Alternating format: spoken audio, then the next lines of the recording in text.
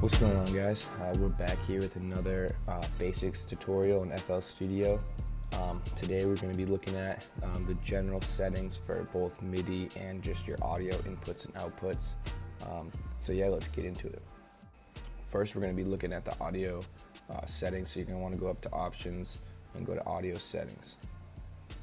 The first one here is your main input output. So this basically just you set what you want all your sounds to be coming from and out of, and right now mine's just set to the primary sound driver, which basically means it's just whatever your computer has set as the primary main driver. It's set to that, and I'm using that one because I'm just currently using headphones plugged in, these right here, and that's all I have. So I don't have a mic, I don't have anything else, and I don't have speakers, so that's why that one's set right now.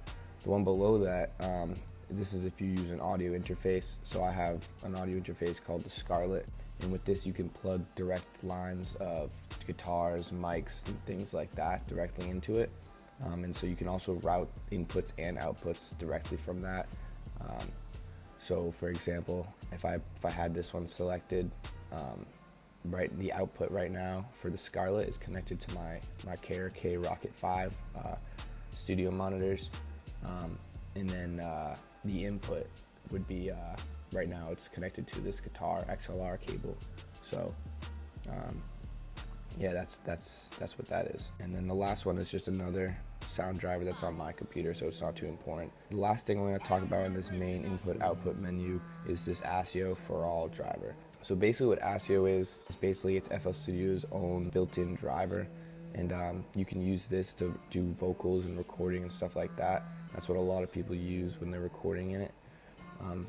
So let me just go into it real quick. The cool thing about the ASIO for all is once you have this driver selected, you get this panel that you can click on. So you can click show panel, and this shows you all the different devices that you're currently using, along with the buffer size and the latency. So as you can see here, you can see the Realtek audio is on, and it has an input and an output. And this red X indicates that the input's not being detected, or it's not using. So, or it's not being used, sorry.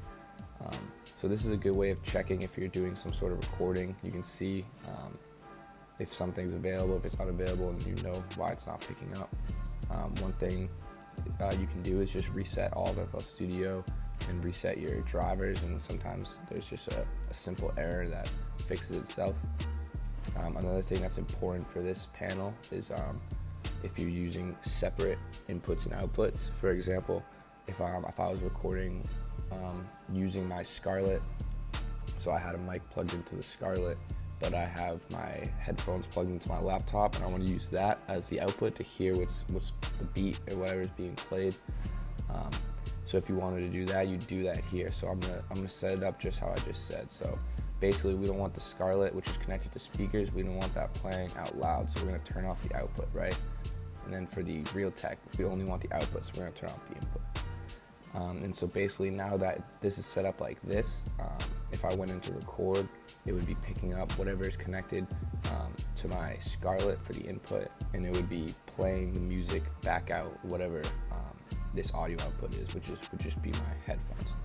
For latency and buffering, basically what these do is just if you're getting a delay, if your CPU isn't too good and it's crackling, it's making like a crackling sound, that means you might want to add a little bit of a delay, and that'll get rid of that crackling. But at the same time, so it'll add a buffer. So if you're doing something like playing piano or guitar, and you turn that buffer size up, it'll add like a slight millisecond delay between when you strum and when it is picked up and played.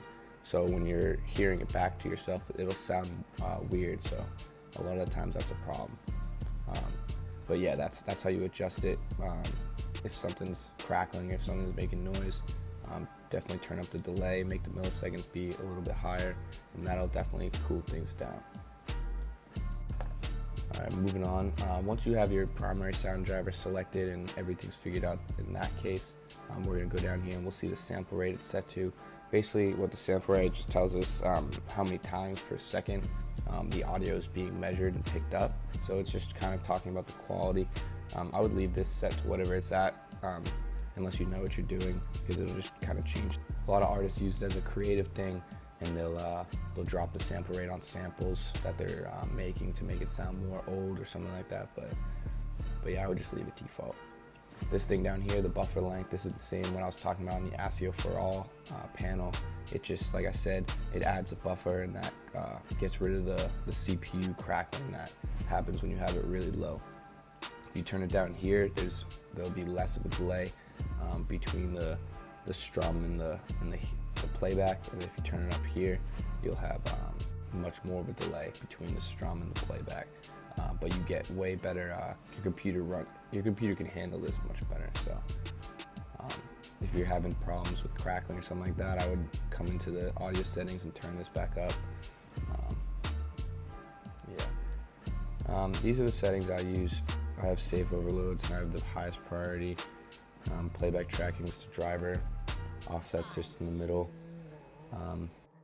So now we're going to move over to MIDI. So you want to go click on the MIDI settings up here. So as you can see here, there's the input and the output for the MIDIs. It's really the only thing that's really important is down here, this input, because that's what you're doing with a MIDI keyboard. You're just inputting MIDI notes and stuff like that. So you want to check for your device down here once you plug it in using your USB. Make sure everything's plugged in. Make sure if it's powered, make sure the MIDI keyboard's turned on as well. Then you want to go, if you don't see it, click rescan MIDI devices. Hopefully it'll show up. And if it does, you want to click on it here and then make sure enabled selected. Once you do that, it's enabled, and then it'll work, so. And yeah, that's just the basics of some audio and MIDI settings here in FL. It's nothing too in-depth and nothing too detailed, but it's just kind of, like I said, this is the basics. So if there's anything else anyone has questions on, I guess just leave a comment. But I hope I got your questions answered if you came